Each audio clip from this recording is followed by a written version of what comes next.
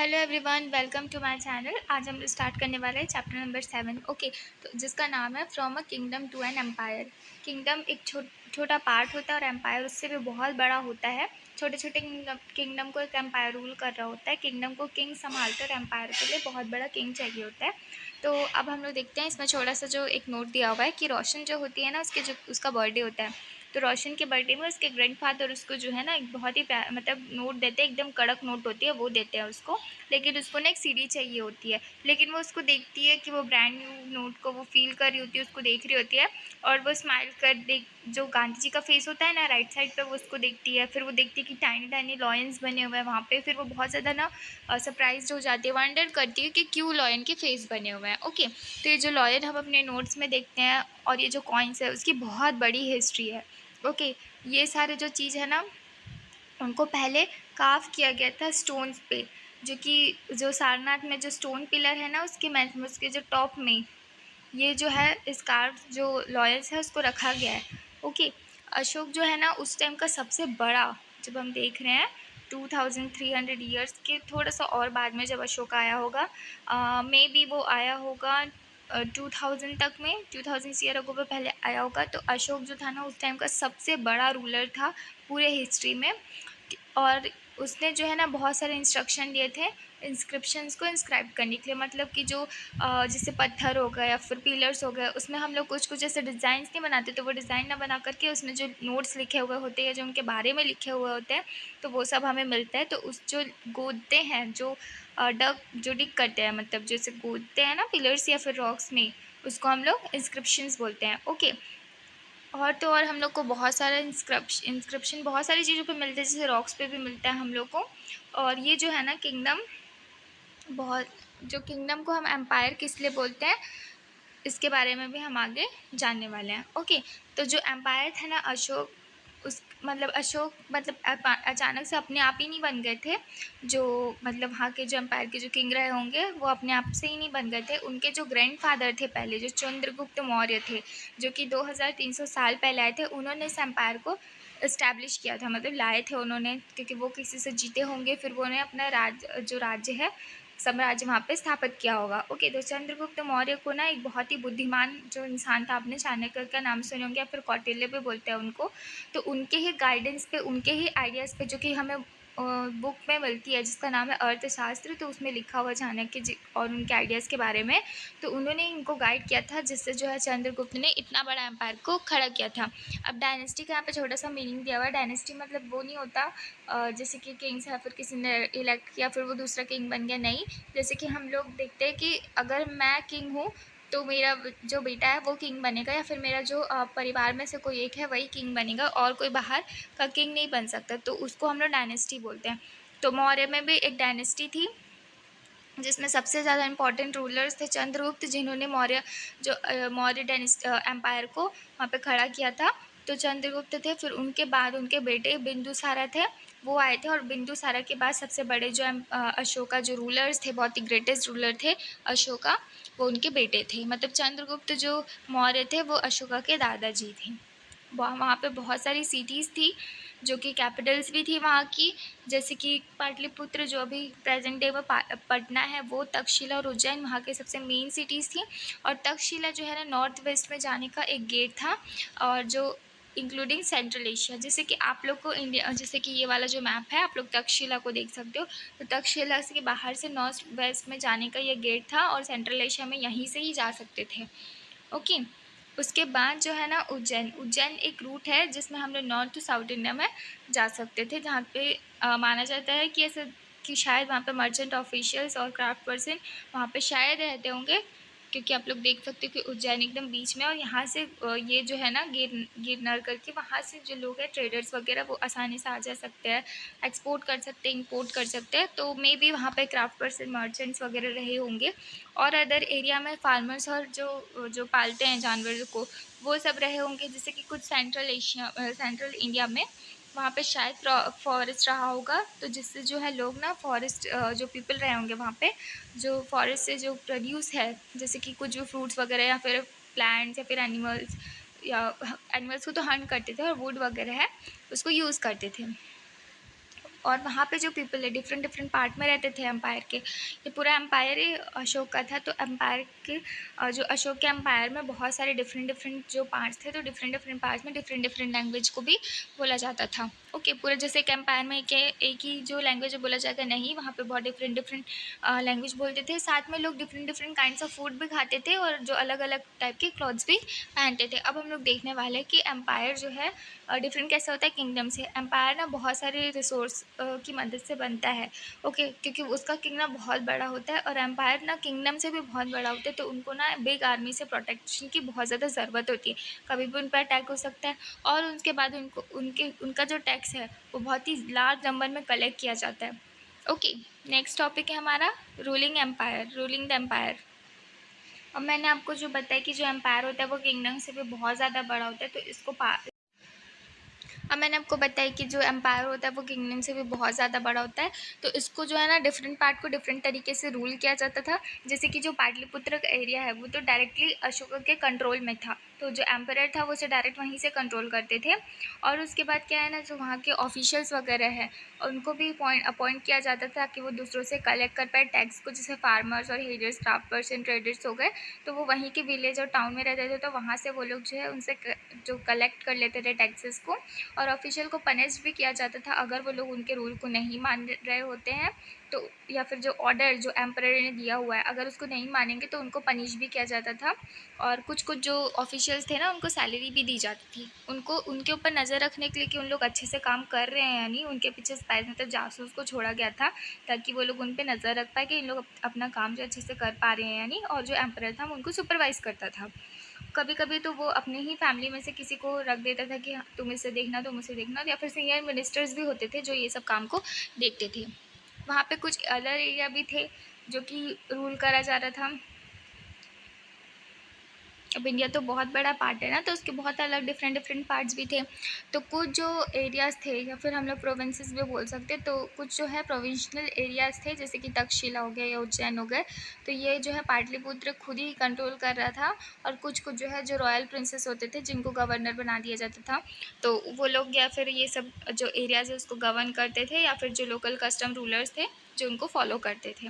इनके उसके साथ साथ जो हर एरिया पे अलग अलग जो है ऐसे मिनिस्टर्स वगैरह बनाकर पूरे एरिया को रूल किया जाता था। ओके, इसके बाद जो है बहुत सारा बहुत बड़ा एरिया था ना जो एम्पायर का था, तो इस सेंटर में जैसे कि मौर्यस पूरे रोड को, रिवर को, ये सब इन लोग को कंट्रोल करने के लिए बहुत ज़्यादा मतलब इनको कंट्रोल करना चाहते थे। क्यों? क्योंकि ये ट्रांसपोर्ट करने के लिए बहुत ज़्यादा ईजी हो जाता। अगर रोड्स और रिवर को ये लोग अपने अंडर में ले लेंगे तो इनको जो है ट्रांसपोर्ट के लिए बहुत ज़्यादा ईजी हो जाता है, और ये लोग अच्छे से वो मतलब जो भी जो आ रहा है, जो भी चीज़ आ रही है उससे वो लोग टैक्स को वसूल कर पाते थे, या फिर ट्रिब्यूट को भी बोल सकते हैं। अर्थशास्त्र में बताया गया है कि नॉर्थ वेस्ट में जो इम्पोर्टेंट था सबसे ज़्यादा ब्लैंकेट के लिए, और साउथ इंडिया में गोल्ड और प्रीशियस स्टोन के लिए। तो शायद वो लोग जो है इसे टैक्स के रूप में ले लेते थे, या तो वो खुद ही इसे ट्रिब्यूट की तरह कलेक्ट कर लेते थे। देखो ट्रिब्यूट क्या होता है, ट्रिब्यूट ये होता है कि या तो अब टैक्स जो है वो पैसे के तौर पे दिया जाता था, तो ट्रिब्यूट ये होता है कि अगर वो इंसान चाहे या ना चाहे, जैसे कि साउथ इंडिया जो गोल्ड के लिए फेमस है, तो अगर वो राजा चाहे तो उसे, अगर वो ना चाहे जनता तो भी उन्हें देना ही पड़ता था। तो ट्रिब्यूट ऐसा हो सकता है। ओके, कुछ जो बहुत सारे एरिया जो थे वो फॉरेस्ट के थे, मतलब जो एरिया उनके अंडर में आ रहे थे वो कुछ कुछ फॉरेस्ट भी थे जहाँ पे पीपल रहते थे। या तो वो पैसे ना, जैसे अब मान लो अगर वो लोग पैसे नहीं दे रहे हैं तो वो लोग जो है जो फॉरेस्ट से गुड्स या फिर प्रोड्यूस हो रहा है, फिर जो मिल रहा है फॉरेस्ट से, वो उनको टैक्स के रूप में ले जाकर दे देते थे। जैसे कि एलिफेंट हो गया या फिर टिम्बर हनी हो गया, तो ये सब जो है अगर वो पैसे नहीं दे पा रहे तो ये सब चीज़ें वो दे देते थे। मतलब कुछ ना कुछ जो एम्परर है उनको देना ही पड़ता था एम्पायर को चलाने के लिए। नेक्स्ट टॉपिक है हमारा the emperor and the capital city. तो जो मेगास्थेनिस थे ना वो एम्बेसडर थे, तो उन्हें ना चंद्रगुप्त के कोर्ट में भेजा गया था। जो ग्रीक के रूलर थे वेस्ट एशिया से, सेल्यूसिस थे, उन्हें भेजा गया था, और उन्होंने बताया अपने अकाउंट में लिखा उन्होंने कि कैसे जो है उन्होंने इस अशोका एम्पायर को पूरा देखा है खुद से। ओके, तो जब कोई भी ओकेशन, जैसे कि अगर एम्पायर दिख रहा है, अगर जो जैसे मान लो अशोका अगर वो दिख रहे हैं, तो अगर वो पब्लिक में आ रहे हैं तो उसे बहुत ही ओकेजनली सेलिब्रेट किया जाता था। उनकी जो एंट्री होती थी ना वो बहुत ही ग्रैंड रॉयल एंट्री होती थी। और उनके जो पालकी, उन्हें पालकी में लाया जाता था, वो गोल्डन पालकी में बैठकर आते थे। और अगर वो एलिफेंट वगैरह उनके जो अगर उस रथ से अटैच है, तो वो जो है अगर उसमें आ रहे तो एलिफेंट को भी बहुत गोल्ड और सिल्वर से डेकोरेट किया जाता था। उनके जो आसपास अगर उनको कोई देखना, मतलब अगर उन पे कोई अटैक ना हो, तो उनको जो है वुमेन्स पूरी तरीके से कवर किए होती थी, ताकि अगर कोई भी अटैक ना कर पाए उनके ऊपर। और तो और बहुत सारे जो सर्वेंट्स थे, अगर वो उनको खाना खिला रहे हैं तो वो खाना खिलाने के पहले खुद ही खाते थे, ताकि वो देख पाए कि इसमें कुछ जहर वहर तो नहीं मिला है। मतलब उनको मारने के लिए इतना सेफ्टी पर्पस दिखाया गया है। और नेक्स्ट उन्होंने बताया कि उनका जो एंट्री था वो कितना रॉयल एंट्री होता था उनका। और अब वो एक ही मतलब 2 दिन में एक 2 दिन अगर मान लो कंटिन्यू एक बेडरूम में नहीं सोते थे, वो हमेशा चेंज करते रहते थे अपना जो बेडरूम है। और उसके बाद बताया गया जो पाटलिपुत्र है, जो अभी पटना है, उन्होंने बताया कि वो सबसे लार्ज और ब्यूटीफुल सिटी थी उस टाइम की, जो कि बहुत ही बड़े-बड़े वॉल से पूरा पटना जो है सराउंड किया गया था। जैसे उसमें 570 टावर्स थे और 64 गेट्स थे। वहाँ पे हाउस थे, 2-3 स्टोरीज़ बिल्डिंग थी वहाँ पे। और वो कुछ-कुछ जो बिल्ड किए गए थे वुड से, मड से। और जो किंग का प्लेस था वो भी बहुत प्यारा सा डेकोरेट किया गया था वुड से, या फिर स्टोन की कार्विंग्स हुई थी उसके अंदर, या फिर वो जो है मतलब बहुत सारे गार्डन से सराउंडेड था वो पूरा। वहाँ पे बहुत सारे बर्ड्स भी थे। मतलब इतना ब्यूटीफुली उस टाइम का जो दिखाया गया है, मतलब उन्होंने अकाउंट किया है अपने उसमें, जो उन्होंने रोट किया है।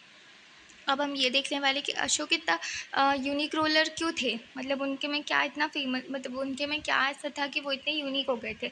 देखो, जो मौर्य एम्पायर था ना, उसके सबसे फेमस जो रूलर थे वो अशोका ही थे।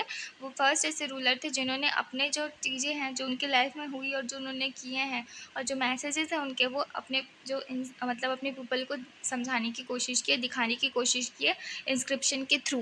क्योंकि वो तो नहीं रह जाएंगे, लेकिन उनका जो लिखाया गया है, जो स्टोन्स पे जो लिखे गए हैं या फिर जो पिलर्स पे लिखे गए हैं, वो तो रह जाएंगे। तो अभी जो हमें उनके बारे में पता चलता है वो इंस्क्रिप्शन के थ्रू ही पता चलता है, क्योंकि उस टाइम तो हम लोग थे ही नहीं ना।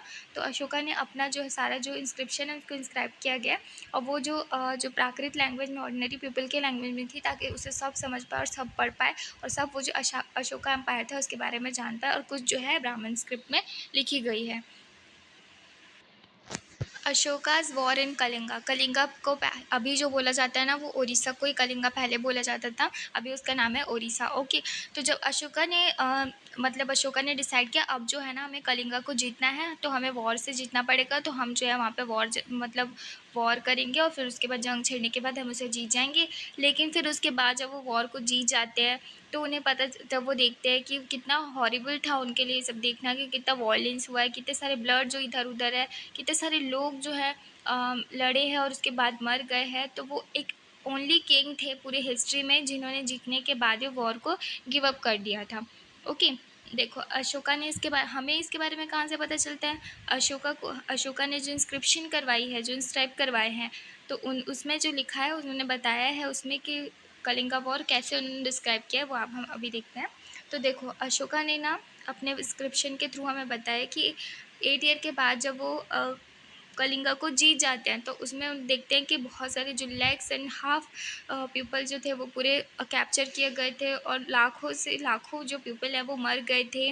तो ये सब देखकर ना वो बहुत ज़्यादा दुखी हो जाते हैं, और दुखी होने के बाद वो सोचते हैं कि ये जो है लड़ाई, उसमें इतने सारे पीपल जो मर गए हैं, कुछ तो है जेल में डाले गए हैं, जो ब्राह्मण्स और जो मॉन्क्स हैं वो भी मर गए हैं, जो पीपल अपने ही रिलेटिव फ्रेंड्स के साथ काइंड थे, जो स्लेव थे वो लोग काइंड्स थे, जो सर्वेंट्स थे वो काइंड्स थे, जो किसी से प्यार करते थे वो मर गए हैं।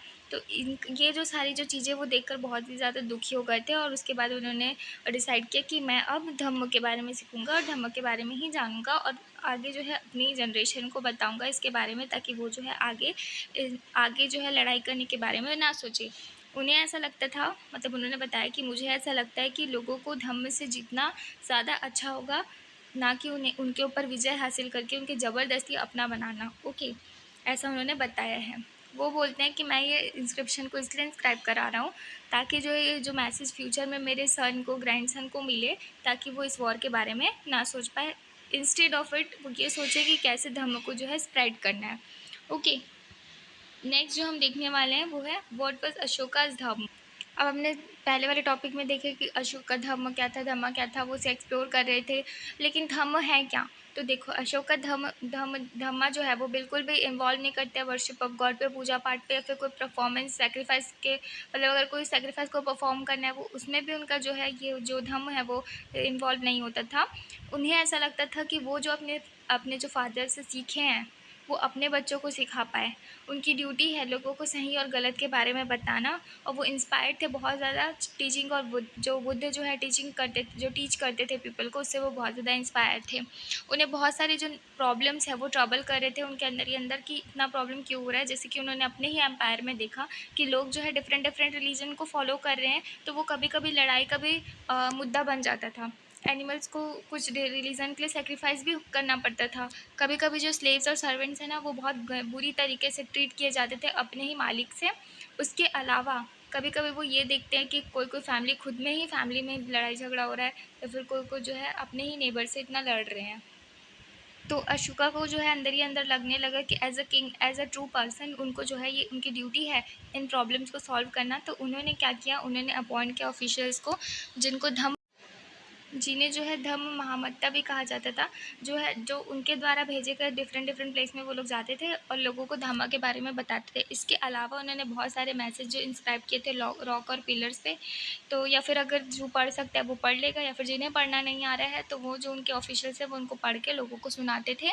और तो और अशोका ने बहुत सारे जो पैसेंजर रखे थे, ताकि वो जो धम्म के जो आइडिया है वो उसको दूसरे दूसरे जगह पे भी स्प्रेड कर पाए। जैसे कि इजिप्ट और गिरिस में भी गया था ये। और उनके बाद उनका जो बेटा है और उनकी जो बेटी है उनका बेटा महेंद्र और उनकी बेटी संगमित्रा, इन्हें भी श्रीलंका भेजा गया, ताकि वो जो है धम्म के जो आइडिया को स्प्रेड स्प्रेड कर पाए। ओके। उसके अलावा उन्होंने क्या किया, उन्होंने ये सब रोड वगैरह बनवाई, उन्होंने वेल्स वगैरह खुदवाए, उसके बाद उन्होंने रेस्ट हाउस बनाया। इसके अलावा उन्होंने मेडिकल ट्रीटमेंट रखी, both animals and human beings के लिए। ओके। तो ये सब हमें कहाँ से पता चलता है, ये सब जो उन्होंने अब इंस्क्राइब करवाया है ना पिलर्स और स्टोन्स पे, उसके थ्रू हमें ये सब पता चलता है कि अशोका ऐसे रहे थे। अशोका का जो मैसेज क्या था उनके सब्जेक्ट पे, तो उनका ये था कि देखो, जैसे कि पीपल है, अब जैसे कि आपके घर में आपके घर में नहीं बोलती, देखो जैसे कि कोई भी इंसान है तो उनके घर में अगर कुछ भी हो रहा है तो वो रिचुअल परफॉर्म करते थे। जैसे कि वो लोग पूजा पाठ कर रहे थे, अगर वो बीमार हो गए तो पूजा करवाने, बच्चा हुआ तो पूजा करा रहे, अगर उनके बच्चे की शादी हुई तो पूजा करवा रहे, अगर वो कहीं जा रहे हैं तो पूजा करवा रहे हैं। तो वो ऐसा बोलते हैं कि ये सब जो रिचुअल है ना वो बिल्कुल भी यूज़फुल नहीं है अगर पीपल जो है दूसरे प्रैक्टिसेस को ना अपनाए। अगर वो इस प्रैक्टिसेस को अपना लेते तो वो उनके लिए बहुत ही ज़्यादा फ्रूटफुल होगा। कैसे? उन्होंने बताया कि अगर हम किसी के साथ जेंटल रहे, जैसे कि अगर हमारे घर में कोई स्लेव या सर्वेंट है, अगर हम उनको रिस्पेक्ट दें, उनके साथ जेंटली बिहेव करें, काइंडली रहे उनके साथ, तो ये ज़्यादा फ्रूटफुल होगा। ओके। सारे जो क्रिएचर्स हैं वो सबके रिस्पेक्ट करें, ब्राह्मण्स और मॉन्क्स को गिफ्ट्स दें। और अगर हम अब किसी रिलीजन को फॉलो कर रहे हैं तो हम दूसरे के रिलीजन को गलत ना बोल करके उसका जो रिलीजन का जो मेन जो थीम है उसको रिस्पेक्ट करे, उसको समझे, ना कि एक दूसरे को क्रिटिसाइज़ करे। तो उन्होंने ये सारी चीज़ों के बारे में बताया है। और अगर वो सचमुच ऐसे थे तो वो सच में बहुत ही ग्रेट थे उस टाइम के। तो यहाँ पे हमारा चैप्टर ख़त्म होता है। आई होप आपको ये वाला चैप्टर समझ में आया होगा। Thank you.